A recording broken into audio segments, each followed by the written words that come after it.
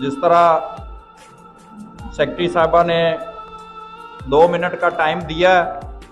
सारी बात जो थी चौधरी खादम हुसैन कैसर साहब ने मुख्तसर टाइम में बयान कर दी। मैं बस उसी बात को आगे बढ़ाऊंगा कि बतौर वकील हम आइन के मुहाफ़िज़ हैं और इस वक्त पाकिस्तान के अंदर हम बेआईनी की जिंदगी गुजार रहे हैं और पूरे मुल्क का कंट्रोल उन लोगों के हाथ में है जिनका ये काम नहीं। 1947 से लेकर आज तक कायदे आजम की वफात से लेकर हुसैन शहीद सोहरवर्दी की वफात तक, मोहतरमा फातिमा जिन्ना के इलेक्शन से लेकर उनकी वफात तक इनको किसी चीज का पता नहीं। ये इनको पता है तो सिर्फ और सिर्फ 9 मई के वाकये का, ये 9 मई के वाकया को बुनियाद बनाकर इस वक्त मुल्क के अंदर जिस तरह इंसानी बुनियादी इंसानी हकूक की खिलाफ वर्जी की जा रही है वो काबिल मुजम्मत है। मैं एक सवाल करना चाहता हूं, मैं एक सवाल इस हाउस के इजलास में मौजूद खड़ा होके आर्मी चीफ से करना चाहता हूं कि क्या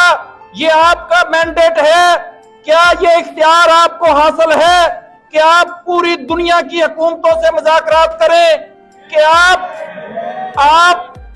पाकिस्तान की बिजनेस कम्युनिटी से मुलाकातें करें और सियासतदानों को दीवार से लगाएं, और वो सियासतदान बिल्कुल पाक साफ और शफाफ हैं जो आपकी किंग्स पार्टी में शामिल होंगे, जो नहीं शामिल होंगे, जो इनकार करेंगे, उनको आप पाबंदे सलासल भी करेंगे, उनके हकूक जो हैं वो भी जब्त होंगे। मैं आपसे सवाल करना चाहता हूं कि आपका पाकिस्तान के अंदर कोई ऐसा इदारा है, वापडा का चेयरमैन रिटायर्ड जनरल, अब एक ज़राअत का महकमा बचा था, आप इस मुल्क के अंदर अब जिम्मेदारा भी करेंगे। बच्चों के फीडर आप बनाते थे, सीमेंट आप बनाते हो, पेट्रोल पंप आपके नाम पे हैं, कोई एक ऐसा बिजनेस नहीं है जो आप नहीं करते। और मेरी दरखास्त है और मैं शुक्रगुजार हूं Lahore high court bar association का, जिन्होंने ये सकूत तोड़ा और इस मूवमेंट का आगाज हो रहा है। मैं आखिर में अपनी जुडिशरी के साथ भी एक बात करना चाहता हूं, सिर्फ 1 मिनट में समाप्त करूंगा